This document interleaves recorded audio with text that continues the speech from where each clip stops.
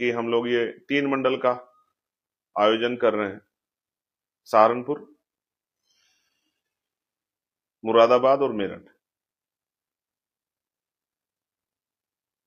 और मेरा विश्वास ये कहता है,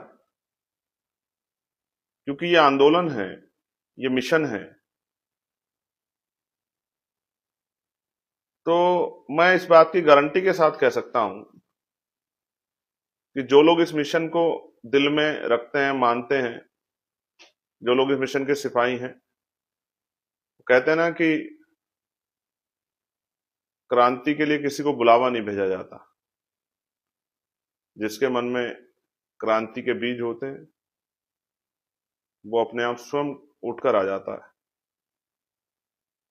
तो ये जो तीनों मंडल के हमारे कार्यकर्ता नेता हैं, मैं उनको ये बताना चाहता हूं, मेरे मन में जो चल रहा है वो आपको जानना चाहिए। पिछले कुछ दिनों में देश के अंदर तमाम अलग अलग तरह के आंदोलन चल रहे हैं। हालांकि जो अधिकार दलित पिछड़ों को मिले हैं, उनके खिलाफ तो जिस दिन से मिले उस दिन से ही चल रहे हैं, लेकिन अब तो कहते हैं ना, सीमा पार हो गई है। कुछ लोग कह रहे हैं बाबा साहब अम्बेडकर संविधान निर्माता नहीं। हालांकि मैं उन छोटे छोटे जो इस तरह के ग्रुप्स हैं या इस तरह के लोग, मैं उन पर चर्चा नहीं करना चाहता, लेकिन कहते हैं ना, कोई चीज छोटी नहीं होती। अगर शुरू में उसको ना रोका गया तो उसके परिणाम घातक हो सकते हैं। एक मुहिम चली है, हालांकि मैं स्पष्ट कर दूं कि वो मुहिम, उससे कुछ होने वाला नहीं है, लेकिन वो मुहिम चलाई इसलिए गई है कि बाबा साहब अम्बेडकर को, जो सबसे बड़े राष्ट्र निर्माता भी हैं और राष्ट्र प्रेमी भी हैं,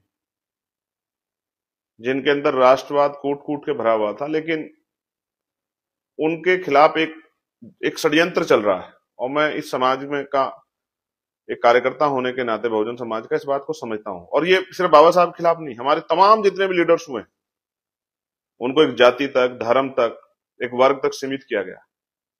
ये एक सोचा समझा षड्यंत्र है। हमारा कोई भी महानायक कमजोर वर्गों का कभी पूरे समाज का नायक नहीं बन पाया, पूरे देश का नायक नहीं बन पाया। ये हिस्टोरिकल है। उसमें कितने बड़े बड़े, चाहे वो नेता बहुजन समाज के प्राइम मिनिस्टर क्यों ना बने हो, चाहे उन्होंने देश की क्रांति में बिगुल क्यों ना फूंक दिए हो, लेकिन वो राष्ट्र के नायक नहीं बन पाए। कोतवाल धन सिंह गुर्जर हों, उनको राष्ट्र के नायक ना बन जाए, नकारा गया। माता दिन वाल्मीकि हों, वो राष्ट्र के नायक नहीं बन पाए कभी। बड़े बड़े नामों में बाबू जगजीवन राम, चौधरी चरण सिंह जी, ताऊ देवीलाल जी, तमाम जो ये नाम हैं, ये जो राजनीति के भी शिखर पे रहे, लेकिन ये इनको बार बार ठुकराया गया। चाहे वो जन्ना कपूरी ठाकुर हों, बाबू जगदेव प्रसाद कुशवाहा हो, मामना रामसु वर्मा हो, कि एक जातियों का ठेका दे दिया, एक जातियों के नेता। ज्यादा से ज्यादा हिम्मत जुटा तो किसानों के नेता, लेकिन राष्ट्र के नेता प्राइम मिनिस्टर बनने के बाद भी नहीं बन पाए वो। तो इसलिए मैं समझता हूं कि एक मुहिम चलाई जा रही है संविधान को, और इस मुहिम के पीछे का षड्यंत्र बताता हूं। ये लोग बाबा साहब का कुछ नहीं कर सकते हैं, लेकिन जानबूझकर ये मुहिम इसलिए चला रहे हैं कि बाबा साहब के की छवि को धूमिल कर सके।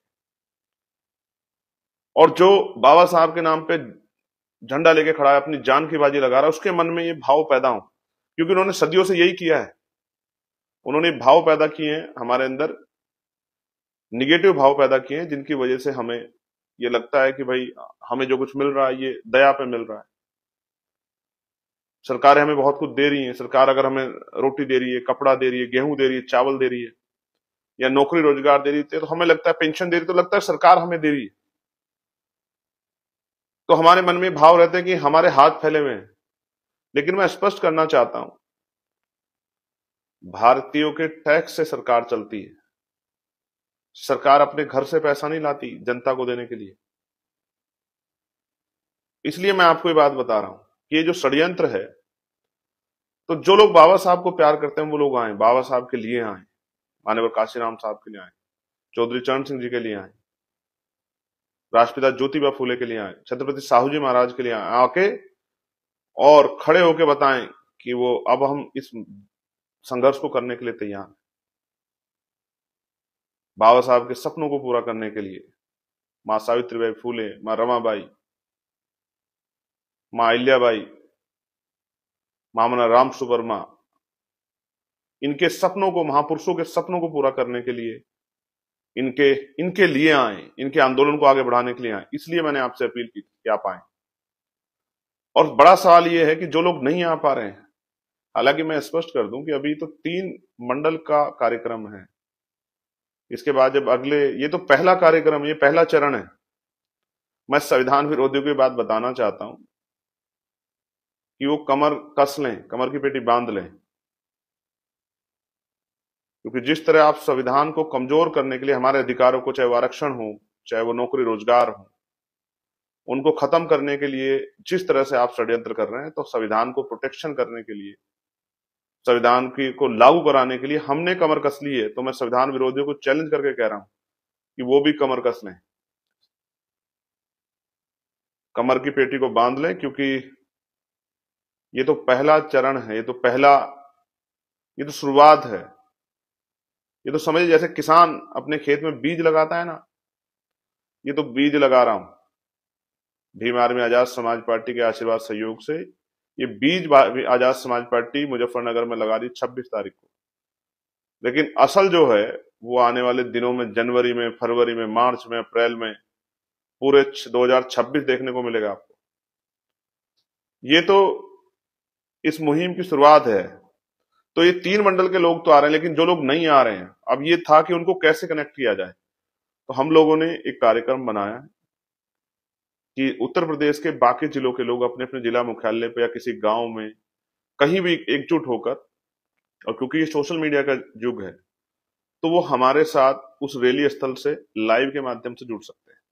क्योंकि हम कोशिश करेंगे इसी पेज पे या भीम आर्मी के पेज पे हम उस पूरी रैली को जो है वो लाइव प्रसारण करेंगे, जो आप उस रैली को देख सको, समझ सको कार्यक्रम कैसे होते हैं और कैसे जो है अपनी रैली को सफल बनाया जाता है, और किस तरह से जो है क्या क्या बात वहां रैली में कही गई, इस बात की जानकारी आप तक पहुंचे। क्योंकि मीडिया तो पता नहीं क्या पहुंचा देगा, कौन सा हिस्सा दिखाएगा, वही दिखाएगा जो उसको दिखाना है।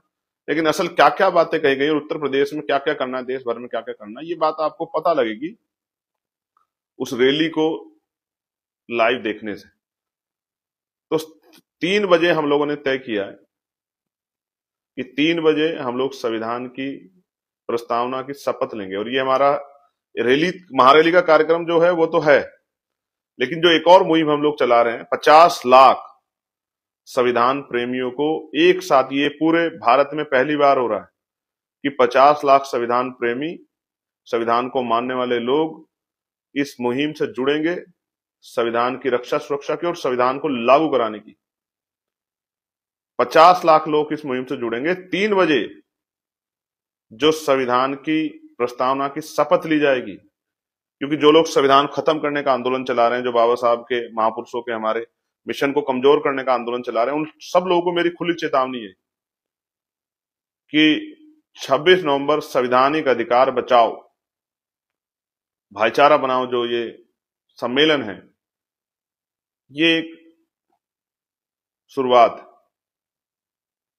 भीम आर्मी के लोगों ने संघर्ष करके, भीम आर्मी के साथियों ने, आजाद समाज पार्टी के साथियों ने जमीन पे क्या तैयार किया है और जमीन के क्या भाव हैं, इसका आइडिया आपको इस कार्यक्रम के बाद होगा। इसलिए मैंने आपसे अपील की थी कि भाई, ना बस देने को है, ना खाना देने को है, ना कोई और साधन देने को, तो अपने अपने साधनों से खुद ही आना, खाना खा के आना, भूख लगे तो साथ लेके आना।